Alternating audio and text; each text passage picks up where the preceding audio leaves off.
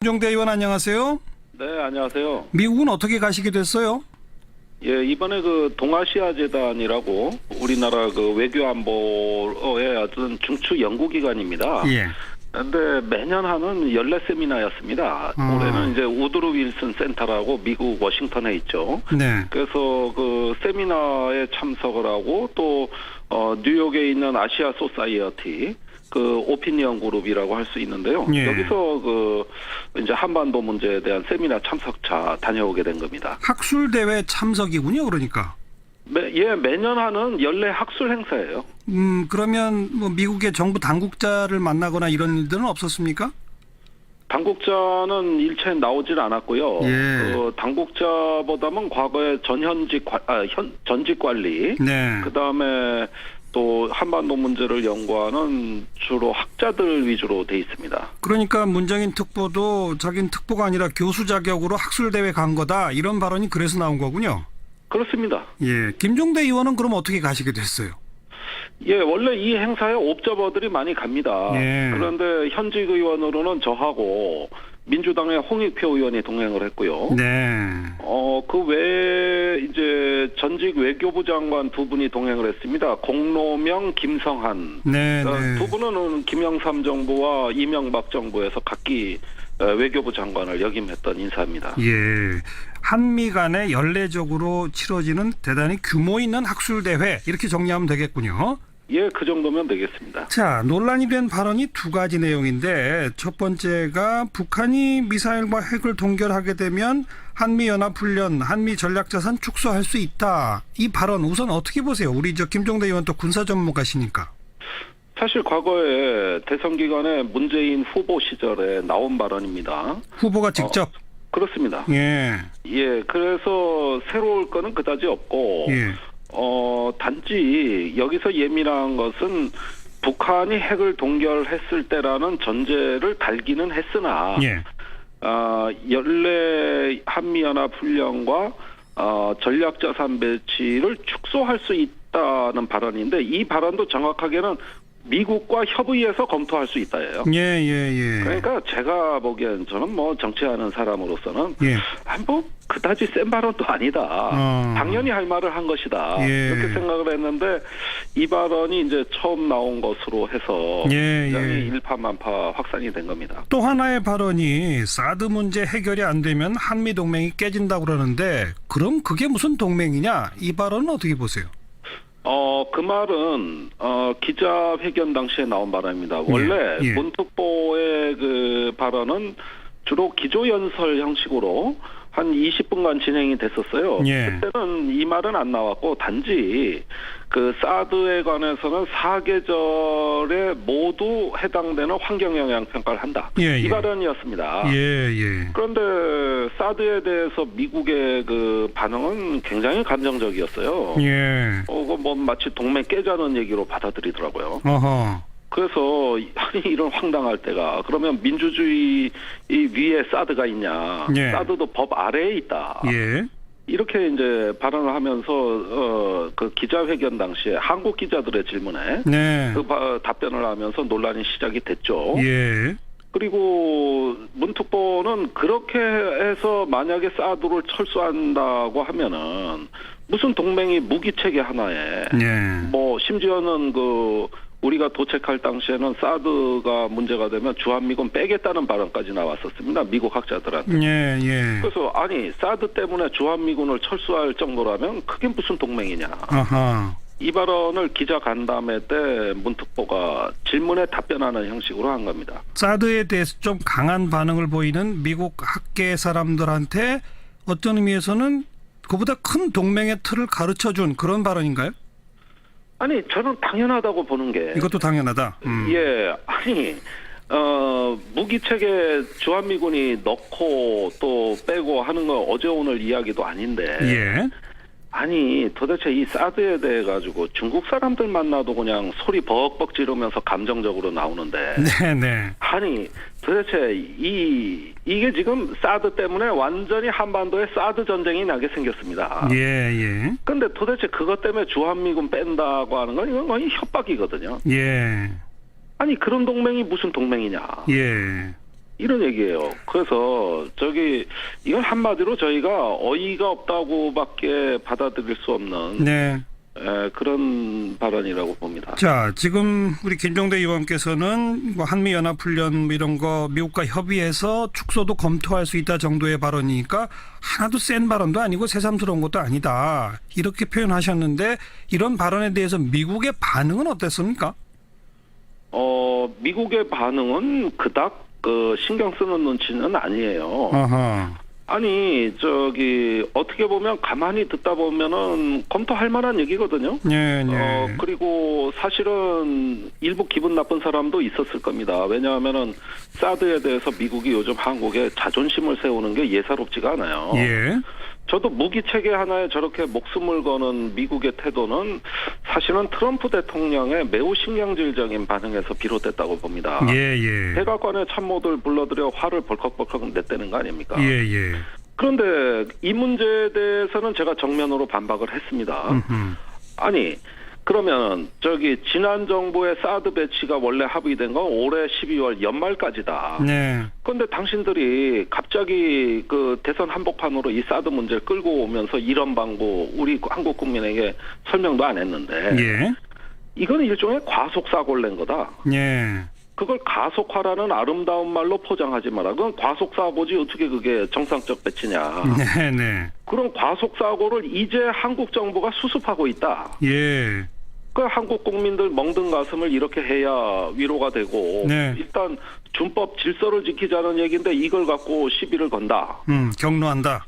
네, 그러면은 아니 법 위에 민주주의 위에 사드가 있는 것도 아니고 예. 우리가 중국과의 관계도 지금 풀어가면서 이렇게 애를 쓰고 있는데 예. 문재인 정부한테 시간은 못 줄 망정 이렇게 윽박 지르고 몰아치는 게 그게 동맹이냐? 알겠습니다. 네, 그건 제가 아주 세게 얘기했어요. 네. 사드 문제에 대해서는 지금 미국이 그렇게 격앙됐고 그 배경엔 트럼프가 있고 그 말씀은 쭉 설명을 들었습니다만 한미연합훈련, 한미전략자산 축소 부분에 대해서는 뭐 그렇게 예민하게 반응들을 안 하더라 이렇게 말씀하시지 않습니까? 그건 미국 측에서는 이 전략자산의 한반도 배치가 된 거는 사드 한 개밖에 없습니다 지금. 예. 그 외에 전략자산이라고 할 만한 게 온 적도 없고. 예. 우리 정부가 북한의 4차 핵실험한 이후로 한반도의 전략자산 배치를 집요하게 로비를 했지만은 예. 그것도 사드 외에는 온 게 없어요. 예. 그렇다면 전략자산 배치란 걸 마치 뭐 대단한 걸 미국이 지금 갖다 놓은 것을 철수시킬 수 있다는 뜻으로 오해하는데 예. 그 얘기도 아닙니다. 예. 항공모함이 한미연합훈련에 참여한 것도 2010년 천안함 연평도 이후로 있었던 일이지 그 전에 4, 5년간은 오지도 않았어요. 자, 그런데 김 의원님 네. 문정인 특보의 그 발언이 나온 바로 다음 날 미국의 전략 폭격기가 괌 기지를 출발해서 동해를 거쳐 한반도를 가로질러서 이 서해로 빠져나가는 그런 훈련을 했고 그 훈련 내용을 이례적으로 완벽하게 언론에 공개하지 않았습니까? 바로 그런 걸 일부 우리 국내 보수 언론들은 문특보 발언에 대한 미국의 어떤 항의 표시 이런 식으로 해석하는데 그건 어떻게 보세요? 그런 의미가 있다고 봅니다. 지금 전략자산이 이렇게 와서 폭격 훈련한 거는 공개를 잘 안 했습니다. 예. 우선 이런 일은 자주 있는 일입니다. 그거 하나는 분명해요. 예. 와서 전략 폭격기가 무력 시위를 한다든가 이런 건 자주 있는 건데 예. 공개가 그렇게 많이 되진 않았고 어쩌다 공개한 건 북한에 대한 메시지였어요. 예. 그런데 이번에 미국이 굉장히 주한미군 사령관 지시로 적극적으로 공개하라. 액티브란 표현을 써야 됐다는 거 아닙니까? 그렇죠. 예.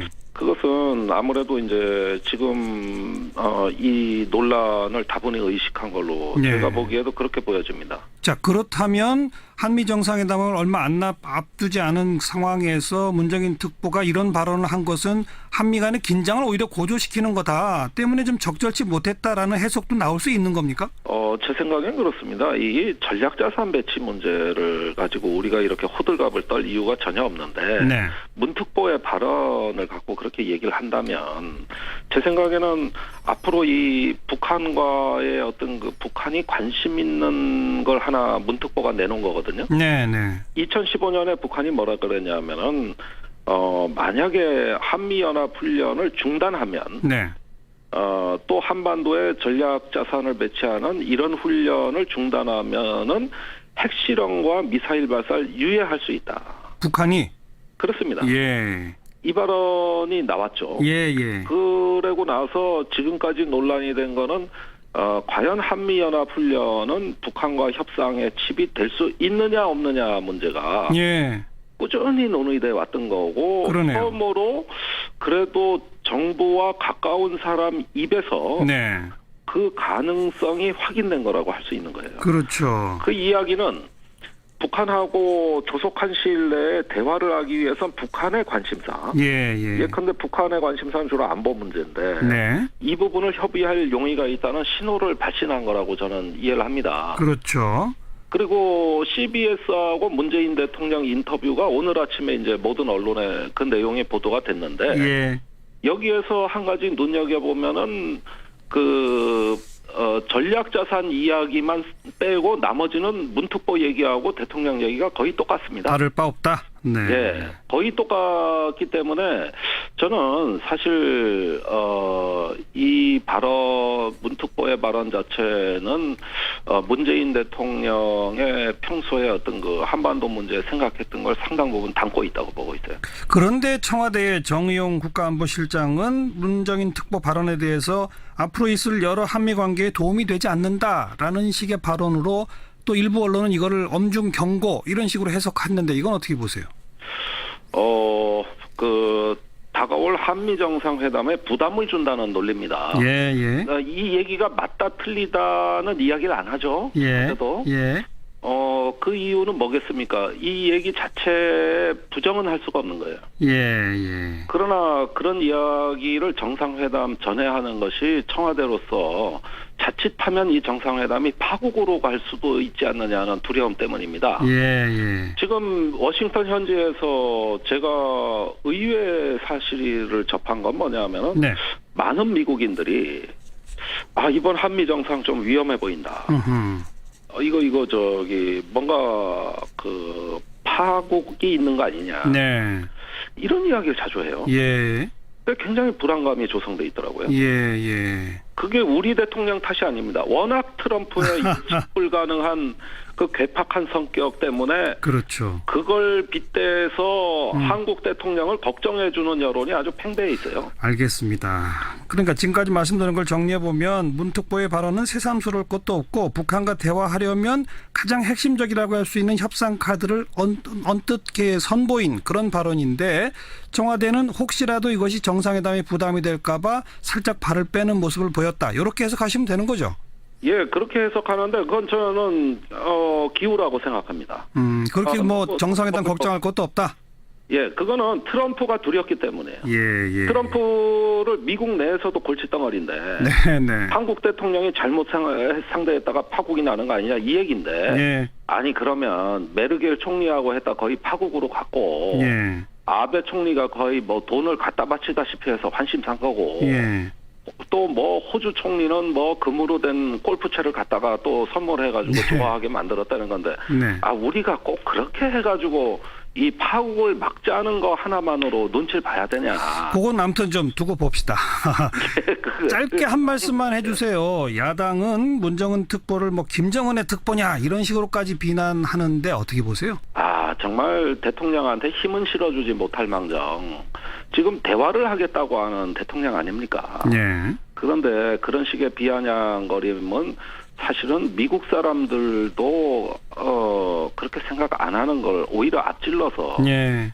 저는 눈치 보기 외교라고 생각하고 정말 유감이라는 말씀드립니다. 여기까지 듣겠습니다. 고맙습니다. 네, 감사합니다. 정의당의 김종대 의원이었습니다. 새로울 거는 그다지 없고 예. 단지 여기서 예민한 것은 북한이 핵을 동결했을 때라는 전제를 달기는 했으나 예. 연례 한미연합훈련과 전략자산 배치를 축소할 수 있다는 발언인데 이 발언도 정확하게는 미국과 협의해서 검토할 수 있다예요. 예. 그러니까 제가 보기엔 저는 뭐 정치하는 사람으로서는 예. 뭐 그다지 센 발언도 아니다. 당연히 할 말을 한 것이다. 예. 이렇게 생각을 했는데 이 발언이 이제 처음 나온 것으로 해서 굉장히 일파만파 확산이 된 겁니다. 또 하나의 발언이 사드 문제 해결이 안 되면 한미 동맹이 깨진다고 그러는데 그럼 그게 무슨 동맹이냐? 이 발언은 어떻게 보세요? 그 말은 기자회견 당시에 나온 발언입니다. 원래 문특보의 그 발언은 주로 기조연설 형식으로 한 20분간 진행이 됐었어요. 그때는 이 말은 안 나와. 기자 간담회 때 문특보가 질문에 답변하는 형식으로 한 겁니다. 사드에 대해서 좀 강한 반응을 보이는 미국 학계 사람들한테 어떤 의미에서는 그보다 큰 동맹의 틀을 가르쳐준 그런 발언인가요? 아니 저는 당연하다고 보는 게 이것도 당연하다. 예, 아니 무기체계 주한미군이 넣고 또 빼고 하는 거 어제 오늘 이야기도 아닌데 아니 도대체 이 사드에 대해 가지고 중국 사람들 만나도 그냥 소리 벅벅 지르면서 감정적으로 나오는데 아니 도대체 이게 지금 사드 때문에 완전히 한반도에 사드 전쟁이 나게 생겼습니다. 근데 도대체 그것 때문에 주한미군 뺀다고 하는 건 이건 거의 협박이거든요. 아니 그런 동맹이 무슨 동맹이냐. 이런 얘기예요. 그래서 이건 한마디로 저희가 어이가 없다고밖에 받아들일 수 없는 그런 발언이라고 봅니다. 자, 지금 단지 그 사드에 관해서는 4계절에 모두 해당되는 환경영향 평가를 한다. 이 발언이었습니다. 그런데 사드에 대해서 미국의 그 반응은 굉장히 감정적이었어요. 뭐 마치 동맹 깨자는 얘기로 받아들이더라고요. 그래서 아니 이런 황당할 때가 그러면 민주주의 위에 사드가 있냐? 사드도 법 아래에 있다. 이렇게 이제 발언을 하면서 그 기자회견 당시에 한국 기자들의 질문에 그 답변을 하면서 논란이 시작이 됐죠. 그리고 문특보는 그렇게 해서 만약에 사드를 철수한다고 하면은 무슨 동맹이 무기체계 하나에 뭐 심지어는 우리가 도착할 당시에는 사드가 문제가 되면 주한미군 빼겠다는 발언까지 나왔었습니다. 미국 학자들한테. 그래서 아니 사드 때문에 주한미군을 철수할 정도라면 그게 무슨 동맹이냐. 이 발언은 김종대 의원 안녕하세요. 네, 안녕하세요. 미국은 어떻게 가시게 됐어요? 이번에 그 동아시아 재단이라고 우리나라 그 외교안보의 어떤 중추 연구기관입니다. 근데 매년 하는 연례 세미나였습니다. 올해는 이제 우드로 윌슨 센터라고 미국 워싱턴에 있죠. 그래서 그 세미나에 참석을 하고 또 뉴욕에 있는 아시아 소사이어티 그 오피니언 그룹이라고 할 수 있는데요. 여기서 이제 한반도 문제에 대한 세미나 참석차 다녀오게 된 겁니다. 학술 대회 참석이군요, 그러니까. 매년 하는 연례 학술 행사예요. 그러면 뭐 미국의 정부 당국자를 만나거나 이런 일들은 없었습니까? 당국자는 일체에 나오질 않았고요. 그 당국자보다는 과거에 전직 관리, 그 다음에 또 한반도 문제를 연구하는 주로 학자들 위주로 돼 있습니다. 그러니까 문정인 특보도 자기는 특보가 아니라 교수 자격으로 학술 대회 간 거다 이런 발언이 그래서 나온 거군요. 그렇습니다. 김종대 의원은 그럼 어떻게 가시게 됐어요? 원래 이 행사에 옵저버들이 많이 갑니다. 그런데 현직 의원으로는 저하고 민주당의 홍익표 의원이 동행을 했고요. 그 외에 이제 전직 외교부 장관 두 분이 동행을 했습니다. 공로명, 김성한. 두 분은 김영삼 정부와 이명박 정부에서 각기 외교부 장관을 역임했던 인사입니다.